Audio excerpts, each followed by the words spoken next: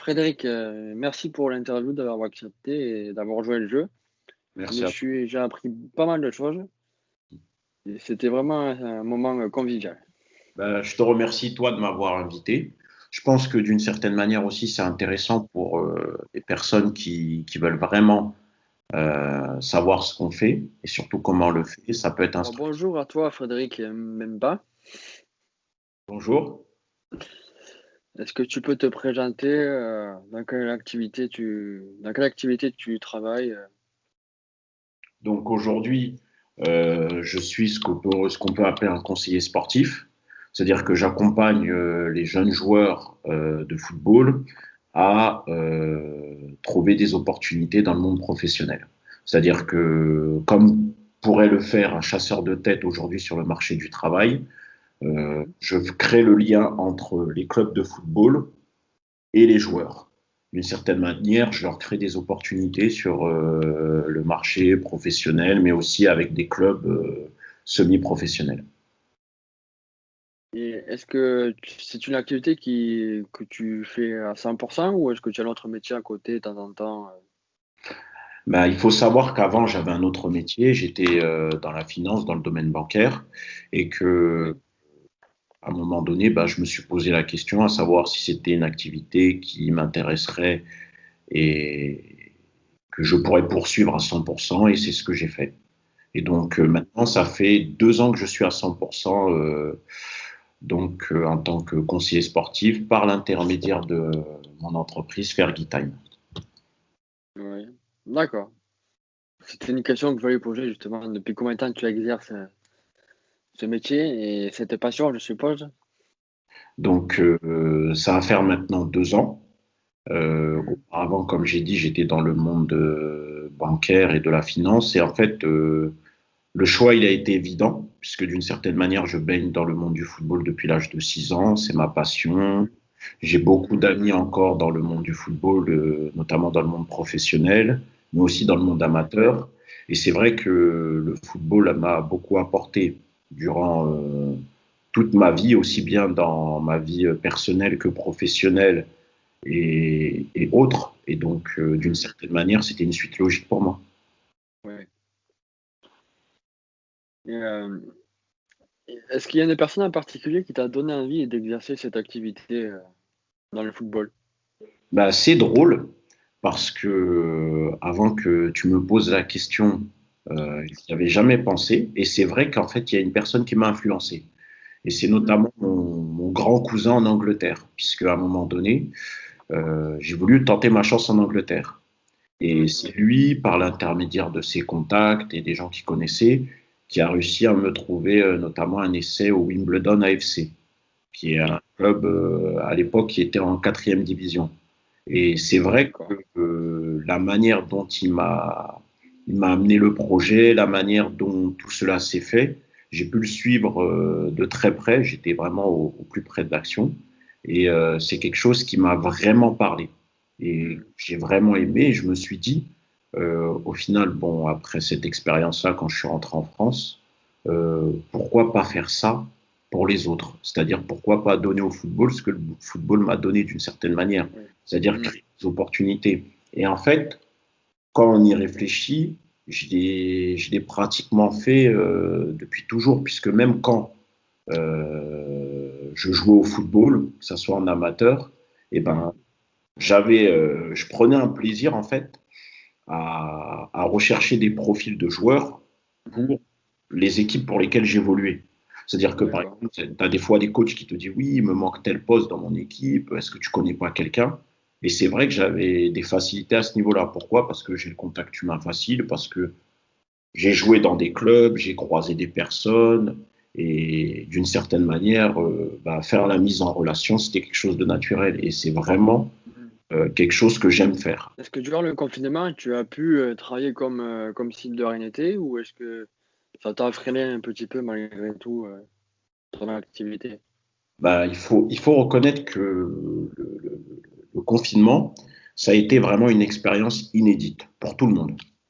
Oui. Pour tout le monde. Et notamment, je pense, dans le milieu du foot. Pourquoi? Parce que de mémoire, j'ai jamais connu une période aussi longue où on a eu une inactivité, pardon, euh, Oui, d'un point de vue footballistique, mais aussi où il a fallu s'adapter et mettre en place de nouvelles stratégies pour pouvoir faire face à cette pandémie. Et donc là, en fait, là, je parle de mon cas de figure, le confinement m'a permis d'ouvrir mon champ d'horizon.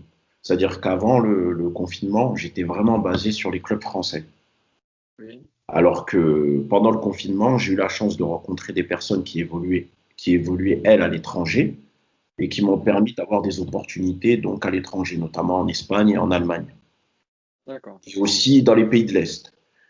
Et encore une fois, je pense que d'une certaine manière, si il n'y avait pas eu le confinement, je ne pense pas que je ne me serais ouvert tout de suite à l'étranger. Alors que là, c'est pas que j'ai pas eu le choix, mais ça m'a permis d'aussi voir ce que j'avais dans le ventre et aussi de Oui. voir si je pouvais trouver des solutions lorsque je faisais face à un problème. Donc, non, non, non, ça a été vraiment instructif.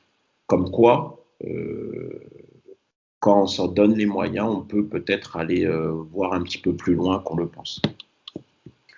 C'est vrai que durant cette mauvaise période, ça a permis à tout le monde d'essayer trouver une solution pour pouvoir progresser et pour pouvoir s'ouvrir à d'autres choses de l'extérieur pour pouvoir aider à plus progresser par la suite et à trouver des opportunités que s'il n'y avait pas eu cette période, qu'on n'aurait jamais sauté le pas justement pour pouvoir continuer de faire ce qui nous plaît ou C'est ouvrir d'autres horizons.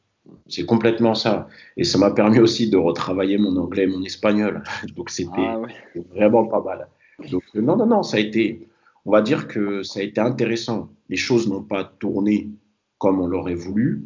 On va dire que ça soit en termes de négociation ou de proposition de joueurs, c'était un petit peu au ralenti, puisqu'on ne savait pas vers quoi on allait. Mais d'une certaine manière, ça nous a permis aussi de nous adapter à un autre type de situation. mmh. Et justement, qu'est-ce qui te plaît le plus dans ce travail? Est-ce que c'est de trouver des joueurs, pour des clubs? Est-ce que c'est de négocier avec les clubs, et les joueurs? Est-ce que la communication entre le joueur, les parents et le club? Qu'est-ce qui est le plus facile aussi à gérer avec tout ça? Franchement, si je te dis qu'il n'y a rien de facile à gérer, je ne sais pas si tu vas me croire. Mais beaucoup pensent que en fait, euh, ce que l'on fait, eh ben, c'est accessible à tout le monde. Je pense que pour pouvoir, comment dire, faire ce métier-là, ça demande une gymnastique d'esprit. Je ne sais pas si tu comprends ce que je veux dire. C'est-à-dire que ça te demande de t'adapter à des cas de figure qui peuvent sortir de l'ordinaire. Ça te demande de réfléchir vite. Ça te demande aussi d'avoir de l'empathie. Mmh. Et surtout, pour revenir à ta question, ce qui me plaît vraiment dans ce que je fais, c'est de trouver des solutions. C'est vraiment d'apporter la solution à, à une personne qui est à la recherche, on va dire, d'un contrat ou d'une nouvelle aventure ou d'un nouveau club. Ça, c'est vraiment la chose qui me plaît parce que d'une certaine manière, c'est là qu'on peut juger vraiment mon travail. C'est-à-dire que je te donne un exemple. Si aujourd'hui, je sais pas, moi, je vais toquer à la porte d'un joueur qui est déjà en centre de formation, je vais faire que de l'accompagnement puisque le petit il est en centre de formation, il a déjà son contrat, il est déjà, on va dire, il est déjà dans une structure pro. Oui, Alors que là où tu vois la vraie valeur de ton travail, c'est d'emmener un joueur du monde amateur dans le monde pro. Là, tu peux dire oui, j'ai travaillé pour qu'il arrive à ce niveau-là. Alors que, encore une fois, c'est pas pour dénigrer la démarche de certains agents, mais j'aime savoir que j'ai apporté une valeur ajoutée à quelqu'un. C'est vraiment important pour moi. oui, c'est le but final, C'est ça. apporter de la valeur. C'est comme une entreprise normale, hein, et si, l'employé doit apporter sa valeur pour pouvoir faire progresser, l'activité de l'entreprise. C'est complètement Et ça. Même si, on va pas se mentir, il y a un côté financier, puisque tout travail mérite salaire. On est bien oui, d'accord. Mais mmh, on va dire que pour mériter ce salaire-là, ça demande un travail, ça demande une oui, prise de contact, ça demande une prise en charge aussi du jeune, ça demande de la relation avec les parents. Tu vois, il y a plein de paramètres qui rentrent en compte et que beaucoup oublient. C'est-à-dire que, d'une certaine manière, il faut contenter tout le monde. Il faut contenter le joueur, les parents et le club. Et toi, tu es au milieu de tout ça. Et c'est toi qui fais le lien avec tout ça. Donc, d'une certaine manière, et c'est là où j'en reviens à l'expression que je t'ai dit tout à l'heure, une gymnastique d'esprit. Ça demande de t'adapter à des situations vraiment particulières. Frédéric, merci pour l'interview, d'avoir accepté et d'avoir joué le jeu. Merci à toi. J'ai appris pas mal de choses et c'était vraiment un moment convivial. Ben, je te remercie, toi, de m'avoir invité. Je pense que d'une certaine manière aussi, c'est intéressant pour les personnes qui veulent vraiment savoir ce qu'on fait et surtout comment on le fait. Ça peut être instructif parce que ça permet aussi de démystifier un petit peu ce rôle-là parce que d'une certaine manière, soit tu vas avoir l'image des agents véreux et compagnie, soit tu vas avoir l'image des agents qui sont là que par intérêt personnel. Il n'y a pas que ça. Aujourd'hui, il y a plusieurs choses qui rentrent en compte et il est important de les mettre en exergue. Voilà. Mais je te remercie vraiment pour l'invitation parce que moi aussi, ça a été vraiment intéressant d'échanger avec toi. Avec plaisir. Merci à toi. Merci à toi.